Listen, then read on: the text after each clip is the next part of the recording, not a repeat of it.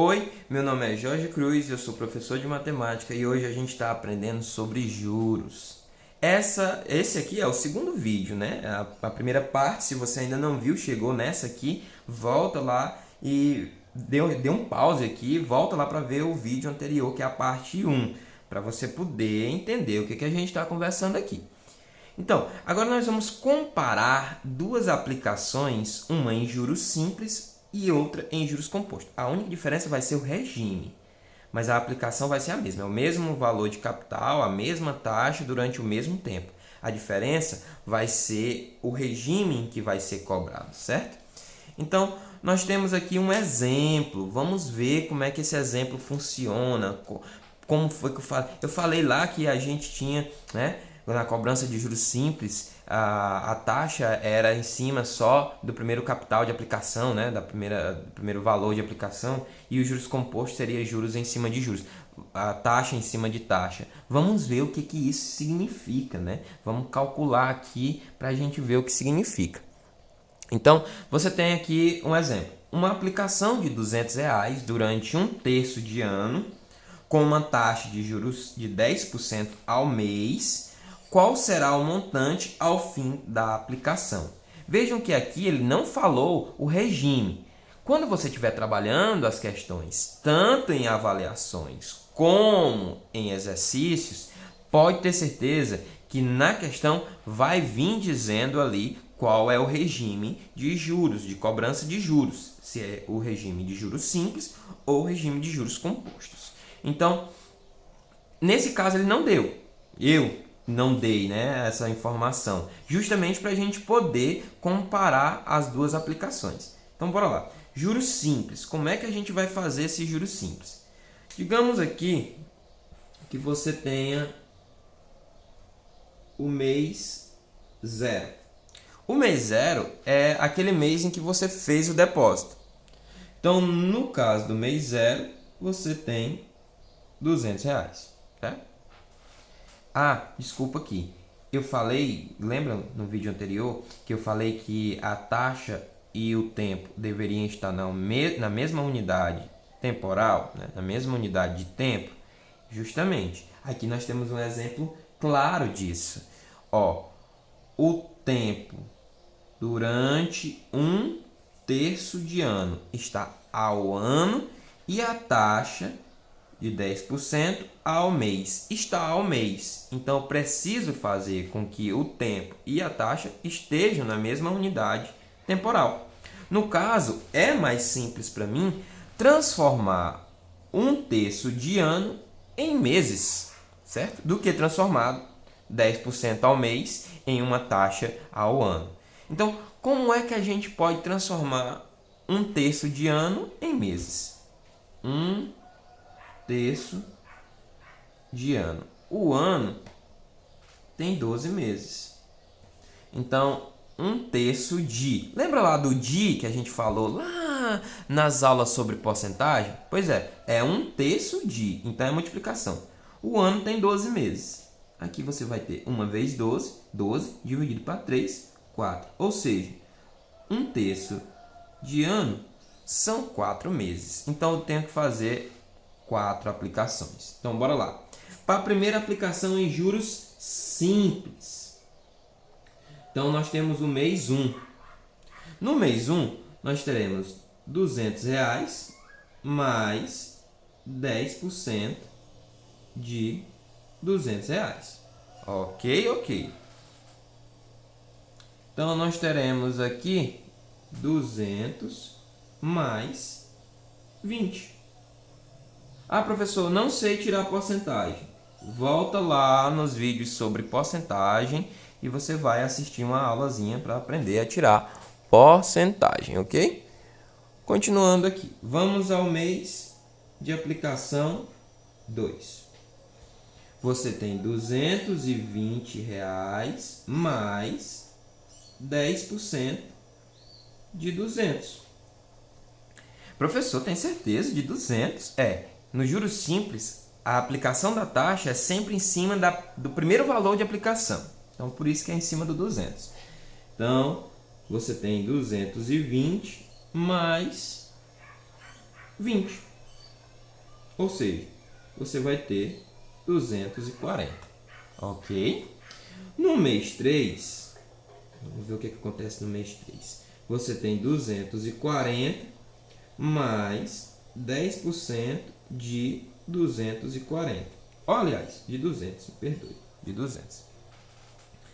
240 mais 20, que é 260.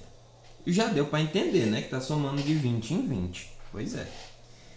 O mês 4, que é o final da nossa aplicação, de 4 meses, né?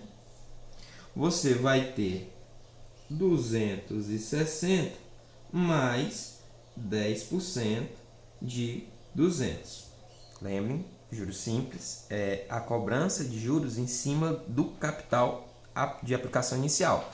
Capital inicial. Então, 260 mais 20, 280. Esse foi o valor que a gente tem, né, o montante, ao final de 4 meses de aplicação de R$200 a uma taxa de juros de 10% ao mês.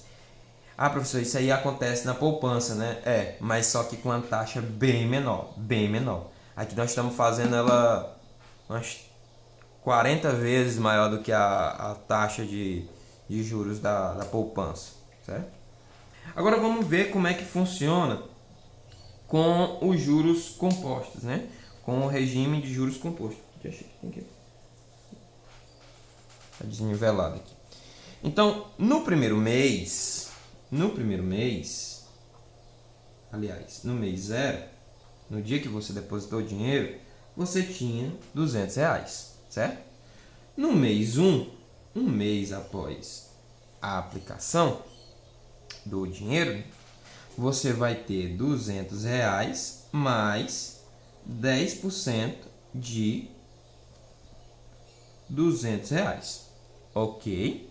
Então, você tem 200 mais 200, aliás, mais 20. Então, você tem 220.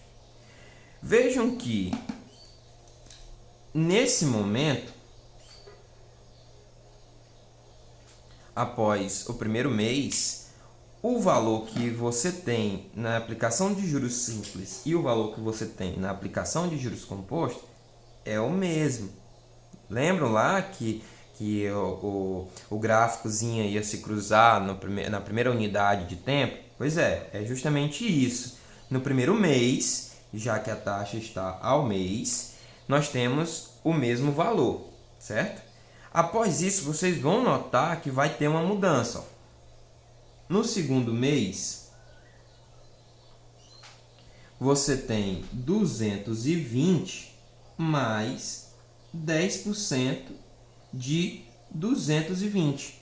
Ah, professor, mas ainda agora era de 200, né? Pois é. Mas isso era no juros simples. É justamente essa a diferença entre os juros simples e os juros compostos. Um é sempre em cima do primeiro capital, do que você depositou inicialmente. E o outro vai ser em cima do valor já após a primeira aplicação. Então, nós vamos ter 220 mais 10% de 220, né? É 22. Ah, professor, não sei não. Basicamente, se você não está com preguiça de ir lá ver o outro vídeo, para tirar 10%, você traz a vírgula uma vez para frente. Então, se era 220, fica 22, né? A vírgula uma vez para frente. Então, o resultado aqui nós teremos 242. Confere aí, né? Vai conferindo, porque eu posso estar errando, não sei. Né? Na matemática é um pouco chato, porque sempre a gente escapola em algum cálculozinho, por mais simples que seja. Tenho certeza que você já passou por isso. Pode jogar uma pedra aí se você nunca tiver errado. Aí agora nós temos no mês 3, 242 mais 10% de 242. Lembre-se, é sempre em cima, nos juros compostos, né, claro, sempre em cima do capital anterior, não do inicial, mas do anterior.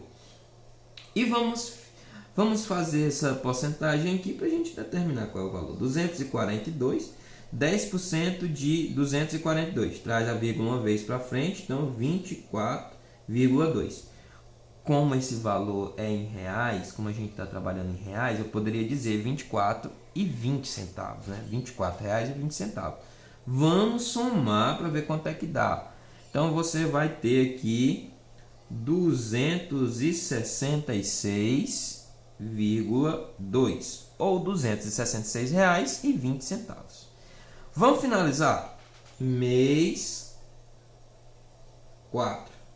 No mês 4, você tem 266,2 mais 10% de 266,2. Bora lá calcular? Então, é 266,2 mais 10% desse valor, a vírgula uma vez para frente, 26,62. Fica ligado com essa questão da vírgula, que se você conseguir entender essa vírgula para frente, você resolve mais ou menos aí uns 40% das questões de porcentagem, de juros, essas coisas.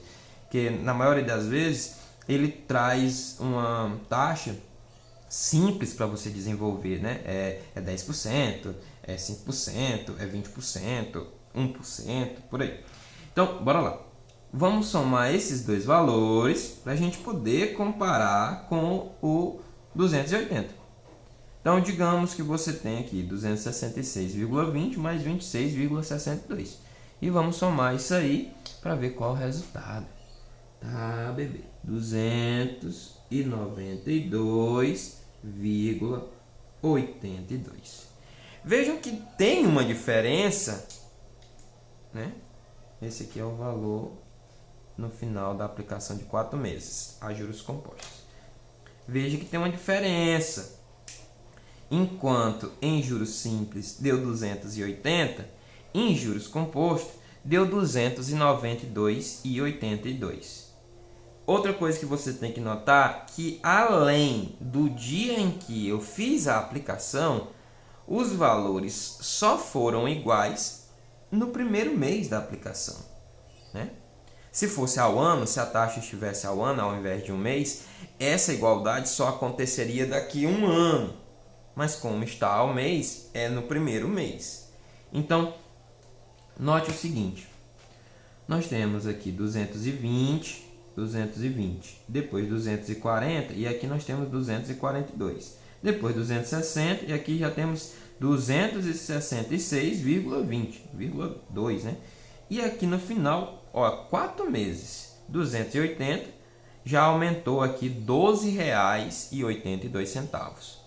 Já é uma vantagem, né? Com certeza. Quanto maior for o valor que você fizer o depósito, com certeza essa diferença será gritante após alguns meses. Isso justamente pelo fato de aqui ser uma função afim e aqui ser uma função exponencial. Essa foi a segunda parte, onde nós fizemos uma aplicação manual, né, do que é juros simples e o que é juros compostos.